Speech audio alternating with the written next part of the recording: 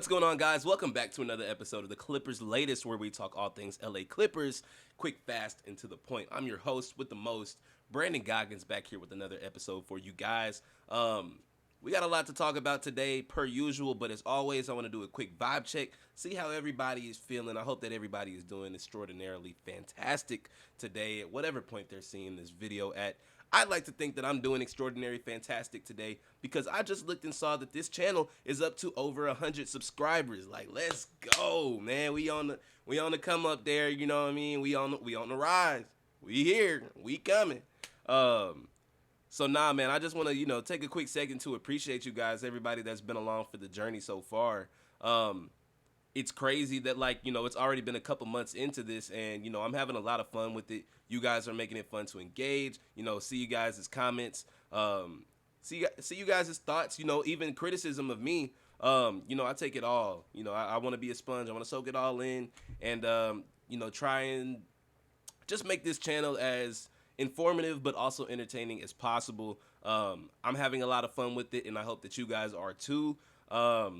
So yeah, I just wanted to say thank you guys, and until the next checkpoint of the milestone. But I haven't even really been keeping up with it because I just, I've been doing it because I just enjoy it so much. So I appreciate you guys, supporting me, and yeah, just a big shout out to everybody. We wouldn't be doing this without you guys paying attention to it. So I appreciate all of those that are rocking with me. But that's enough about me talking about this channel. Let's talk about some Clippers basketball now. Why don't we? The first thing that I want to talk about is Big Zoo. That's my dog. It's still very early in the season. And, it ain't even started yet. You know what I mean? Like, we're still very, very, very early in the whole process. So there's plenty of time to clean things up. But if there's one area that I would, well, who am I to tell Zoo? But if there's one area that I would tell him that he needs to, lock in on, it would be free throws. I thought that Zoo had a solid game against the Nuggets. He put up an 11 and 10 double-double on 5 for 6 shooting, played good defense, and even held Nikola Jokic to just 12 points. I feel like that's impressive. But the one thing that really stood out to me as a negative was his free throw shooting. He went 1 for 4 at the line. And now I know that that's not a huge sample size to work with, but it's still only 25%. And I know that it's preseason, but that number matters. Because if you double it, say to 2 for 8, or you go 3 for 12, you triple it, you start to see why something like that could become a problem. You get what I'm saying? Obviously, I wouldn't expect him to, like, if he were to shoot that many free throws, I don't expect him to, shoot or only make 2 if he shoots 8 or 3 if he shoots 12. But, like, if we're going, like, scaling on that 1 for 4, that's what it scales to. And, I don't want that to be a problem because teams in the playoffs are going to notice that. They'll try the little hackazoo method just to test him. And if he's going to be dominating the paint like I expect him to be, he's going to get fouled a lot. And those fouls don't mean anything if you're not converting and making your free throws. So, me personally, again, my opinion isn't asked for. Nothing to do with the Clippers organization or the coaching staff. But if it was me, I think that Zoo should be shooting at least, and I mean so much, like at the very least, 100 free throws before or after practice every day. I was a practice squad player for, my school that I went to, for our women's basketball team. And these are collegiate athletes, but we had people staying around shooting X amount of free throws after practice.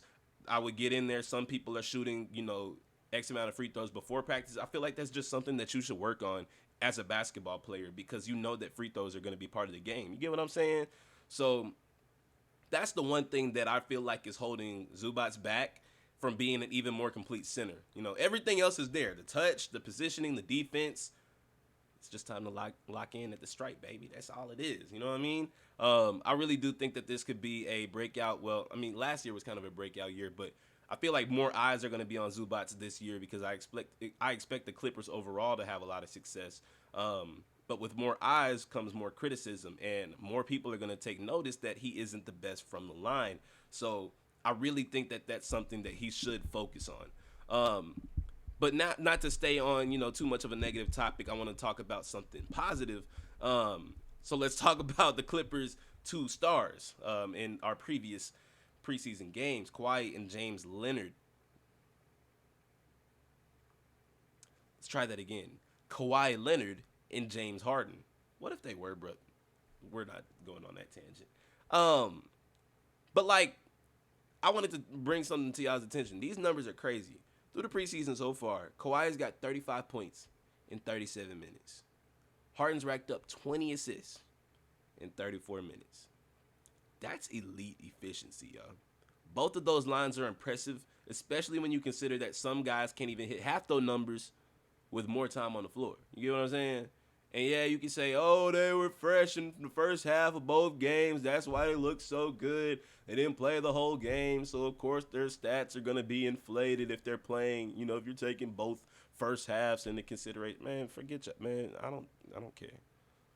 You know what I'm saying? That's not the point here. You know what I'm saying? They look like they just messing around out there, if I'm being real. Like, not literally, but it just feels like they're just warming up for something bigger. And obviously that something bigger is the regular season. You get what I'm saying? But Harden, for example, he's only scored a total of 10 points in the preseason so far. Yeah, he went 1 for 6 against Denver, but it didn't even feel like he was trying to, like, make it his objective to score, get to the basket, or anything like that. He's focused on facilitating right now. Finding guys, getting everyone in rhythm, and I think that's smart. I also have to sneeze.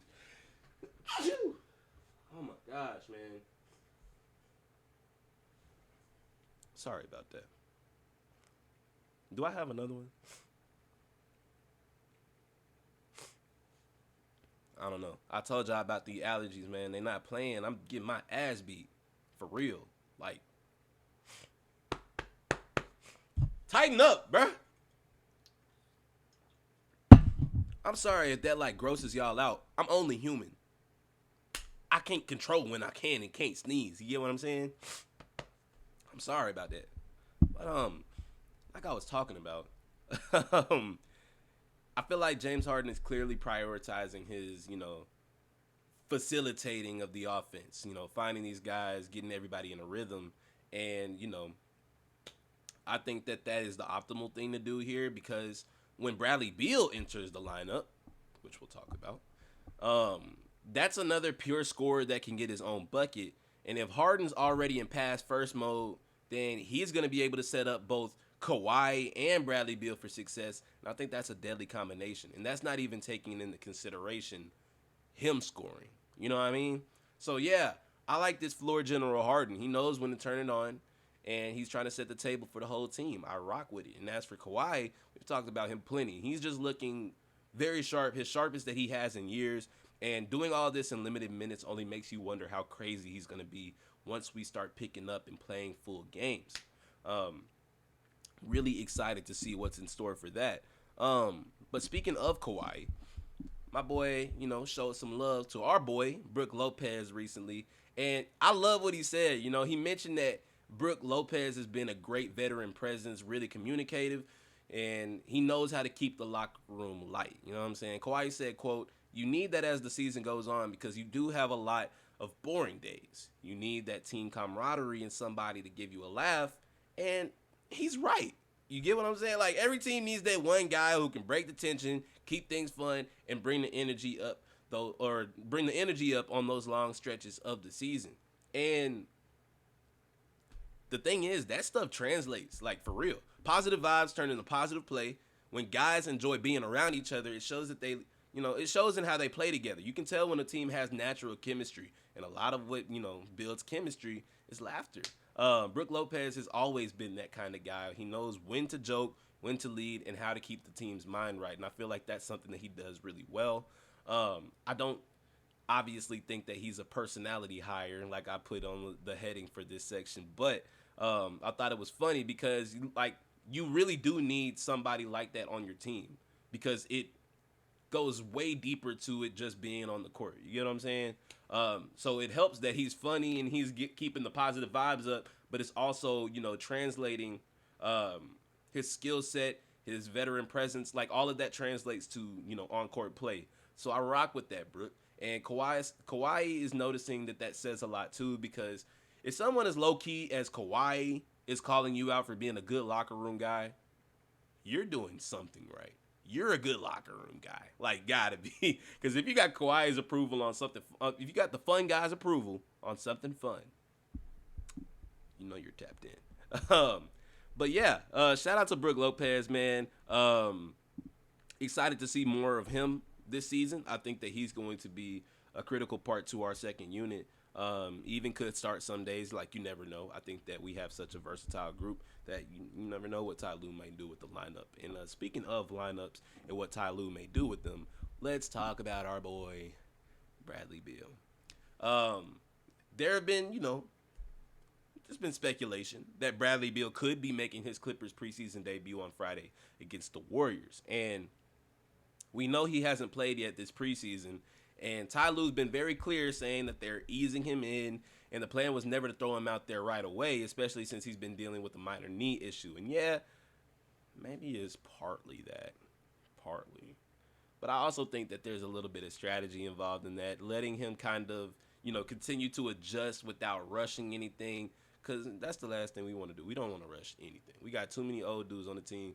We can't be rushing anything because that could lead to major injuries. If it's something minor like this, by all means, let's, pull it back. But we heard that, he's been scrimmaging in practice with the team and he's feeling good and he's looking good. So it seems like they're just kind of waiting for the right moment. And I personally think that Friday could be that moment. I don't know. I think that it could be though.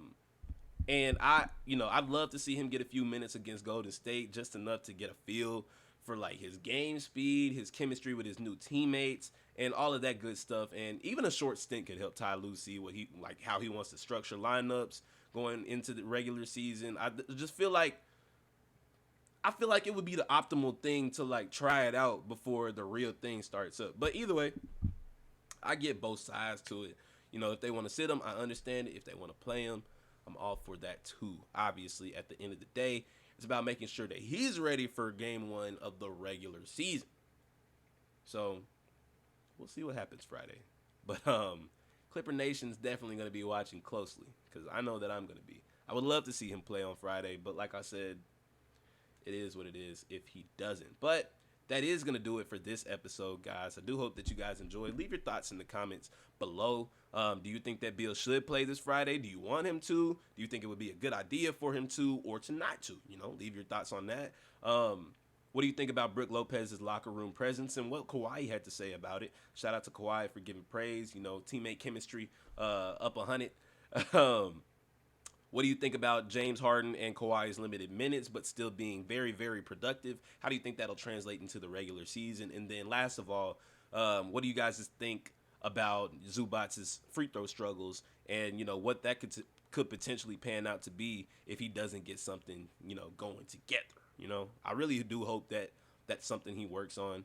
Obviously, he's a professional athlete, so he does work on it to some degree, but I'm just saying that he needs to put more emphasis into it, and I hope that there's somebody on the coaching staff that's taking note of it as well and is getting him right, getting him in the lab so we don't have another hackazoo situation come playoff time because that would be very, very unfortunate if that led to our demise. But like I said, that's going to do it for this one, guys. I hope that you guys enjoyed. Leave a like if you did enjoy, and of course, consider subscribing if you're new here. We're on the road to 150.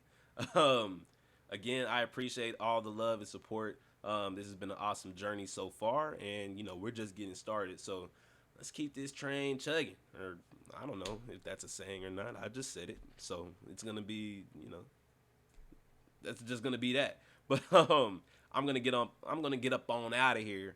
Y'all be easy. Y'all stay sleazy and Oh, yeah. Keep it P. I'm going to see y'all in the next one. Peace.